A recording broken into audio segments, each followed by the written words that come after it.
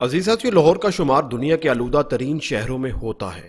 یہاں اکثر air quality index 150-200 سے اوپر رہتا ہے، جو کہ انسانی صحت کے لیے نہایت خطرناک ہونے کو ظاہر کرتا ہے۔ عزیز ساتھیو، اب اس شہر نے ایک اور سنگ میل عبور کیا ہے۔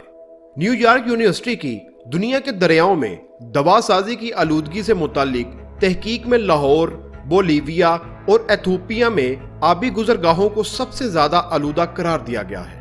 دوسری جانب آئس لینڈ، ناروے اور ایمیزون کے جنگلات میں بہنے والی ندیاں سب سے زیادہ صاف پائی گئی ہیں۔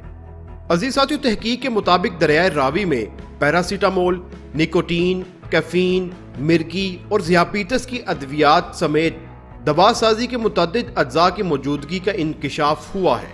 یہ تحقیق اس امر کا ثبوت ہے کہ ہم نے اپنی فضا کو ہی نہیں، آبی گزرگاہوں کو بھی آلودہ کر دیا ہے، جس کے منفی اثرات ہماری زندگیوں کے ساتھ ساتھ آبی ماحول اور آبی حیات پر بھی مرتب ہوتے ہیں۔